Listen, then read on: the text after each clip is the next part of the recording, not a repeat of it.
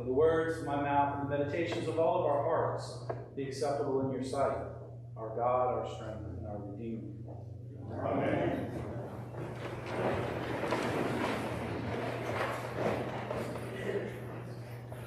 I think I've shared with everyone before, but if you're not aware, I grew up in the Episcopal Church. From the time I was a young child, I was at church almost every Sunday. I was an acolyte. I sang in the youth choir. I went to Boy Scouts. I was at church a lot when I was growing up. And as such, my best friend growing up happened to be at church also. He also happened to be the priest's son. And we spent a lot of time together. He spent a lot of time at my house, and I spent a lot of time at his house. And this friendship lasted our entire school-age lives together.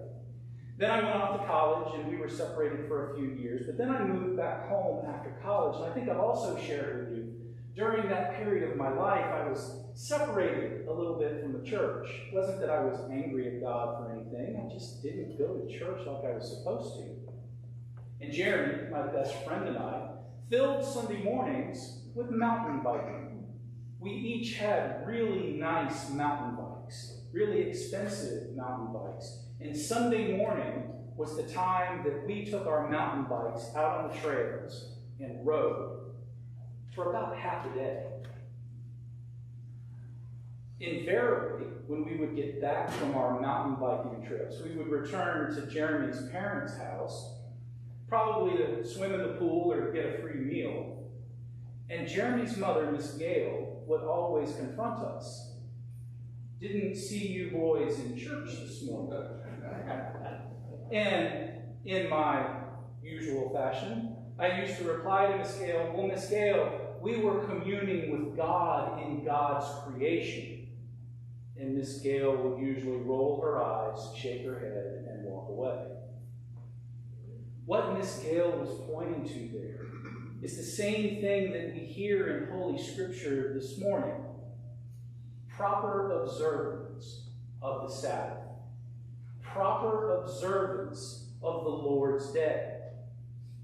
And I think, and I'll explain why, both Miss Gale was correct, but Jeremy and I weren't too far off the mark either. And that's exactly the tension we see play out in our Old Testament lesson and our gospel passage this morning. I had to go look it up, but Sabbath observance has been around a really long time. Some of the earliest writings in the Old Testament point to Sabbath observance as far back as the 9th and 10th century BCE.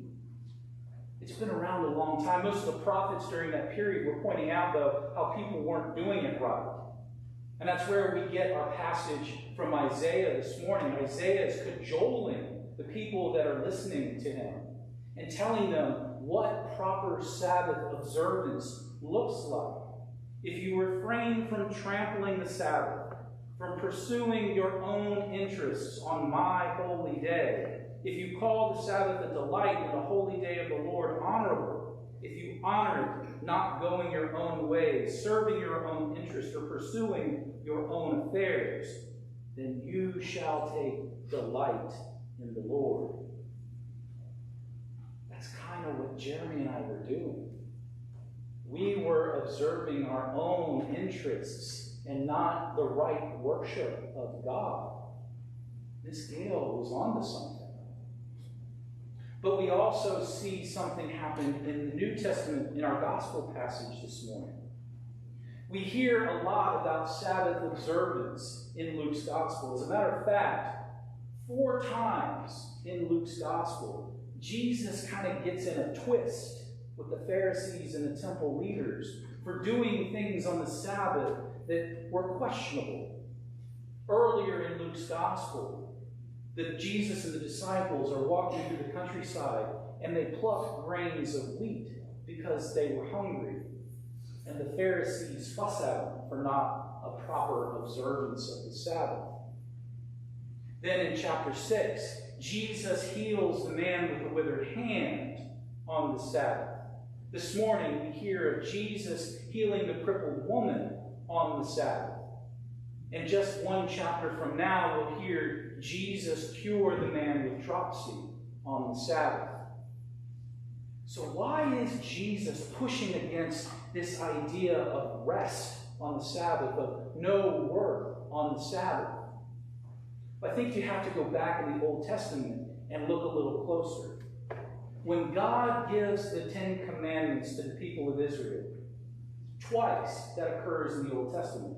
It happens in Deuteronomy chapter 5 and Exodus chapter 20. And if we look closely, when God gives those commandments, keep the Sabbath day holy.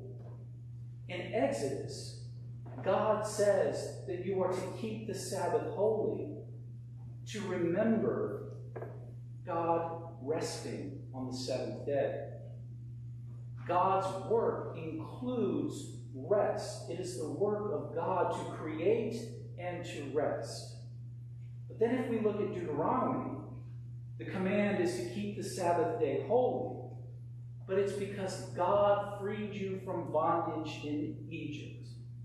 There's this sense that the Sabbath is kept holy by remembering God's grace in granting freedom to all, in breaking the chains of bondage that only God can break.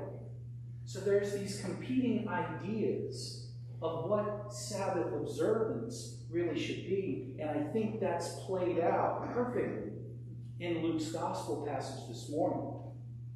The synagogue leader is saying, no work to be done on the Sabbath. And he's partly right. But what Jesus is saying is, yes, rest on the Sabbath, but also remember that God frees us from our bondage on the Sabbath. And that nobody is free to observe a right Sabbath until everybody can observe a right Sabbath. Those four examples from Luke: Jesus fed the hungry, Jesus cured the sick.